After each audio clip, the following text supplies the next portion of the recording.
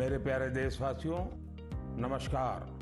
प्रधानमंत्री नरेंद्र मोदी ने मन की बात कार्यक्रम के 103वें एपिसोड में देश को संबोधित किया। अपने संबोधन में उन्होंने कहा कि जुलाई यानी मानसून के महीने में बीते कुछ दिन प्राकृतिक आपदाओं के कारण चिंता और परेशानी से भरे रहे हैं। साथ ही उन्होंने कहा कि बारिश का यह समय वृक्षारोपण और जल संरक्षण के लिए भी जरूरी है। पहाड़ी इलाकों में भूस्खलन की घटनाएं भी हुई हैं। इसी दौरान देश के पश्चिमी हिस्से में कुछ समय पूर्व गुजरात के इलाकों में बिपरजॉय साइक्लोन भी आया। लेकिन साथियों, इन आपदाओं के बीच हम सब देशवासियों ने फिर दिखाया है कि सामूहिक प्रयास की ताकत क्या होती है।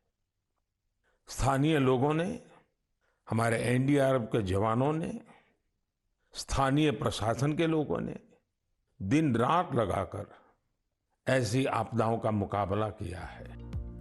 प्रधानमंत्री नरेंद्र मोदी ने कार्यक्रम को संबोधित करते हुए कहा कि आजादी के अमृत महोत्सव के दौरान बने 60,000 से ज्यादा अमृत सरोवरों में भी रौनक बढ़ गई है।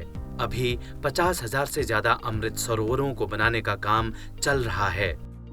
हमारे देशवासी पूरी जागरूकता और जिम्मेदारी के साथ जल संरक्षण के लिए नए नए प्रयास कर रहे हैं। आपको याद होगा, कुछ समय पहले मैं एमपी के शहडोल गया था। वहां मेरी मुलाकात पकरिया गांव के आदिवासी भाई बहनों से हुई थी। वहीं पर मेरी उनसे प्रकृति और पानी को बचाने के लिए भी चर्चा हुई थी। यहां प्रशासन की मदद से लोगों ने करीब 100 कुओं को वाटर रिचार्ज सिस्टम में बदल दिया है। बारिश का पानी अब इन कुओं में जाता है और कुओं से ये पानी जमीन के अंदर चला जाता है। प्रधानमंत्री नरेंद्र मोदी ने कार्यक्रम को संबोधित करते हुए सावन के पवित्र महीने का भी उल्लेख किया। उन्होंने कहा कि सावन का आध्यात्मिक के साथ ही सांस्कृतिक दृष्टिकोण से भी बहुत बड़ा महत्व रहा है। हमारे ये पर्व और परंपराएं हमें गतिशील बनाते हैं।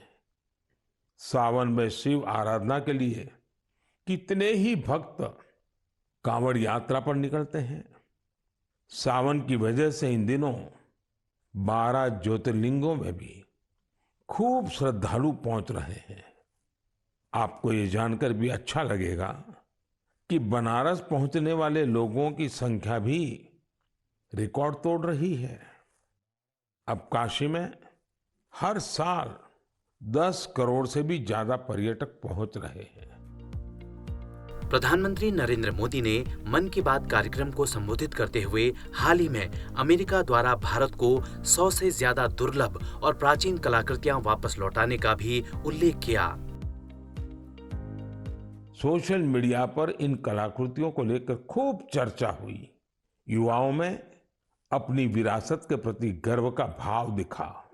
भारत लौटी ये कलाकृतियां 2,500 साल से लेकर 250 साल तक पुरानी है। आपको यह भी जानकर खुशी होगी कि इन दुर्लभ चीजों का नाता देश के अलग अलग क्षेत्रों से है। ये टेराकोटा, स्टोन, मेटल और लकड़ी के इस्तेमाल से बनाई गई है। इस दौरान प्रधानमंत्री ने मन की बात कार्यक्रम में उत्तराखंड की माताओं और बहनों द्वारा लिखे पत्रों का भी उल्लेख किया, जिनमें सांस्कृतिक धरोहर रहे भोजपत्र का जिक्र किया गया है। उन्होंने लिखा है कि उन्होंने कभी कल्पना भी नहीं की थी कि हमारी सांस्कृतिक धरोहर रहा भोजपत्र उनकी आजीविका का साधन बन सकता है। आप सोच रहे होंगे कि यह पूरा माजरा है क्या? साथियों, तो मुझे ये पत्र लिखे हैं चमोली जिले की नीति माणा घाटी की महिलाओं ने। ये वो महिलाएं हैं जिन्होंने पिछले साल अक्टूबर में मुझे भोजपत्र पर एक अनूठी कलाकृति भेंट की थी। ये उपहार पाकर मैं भी बहुत अभिभूत हो गया। आखिर हमारे यहाँ प्राचीन काल से हमारे शास्त्र और ग्रंथ इन्हीं भोजपत्रों पर सहेजे जाते रहे हैं।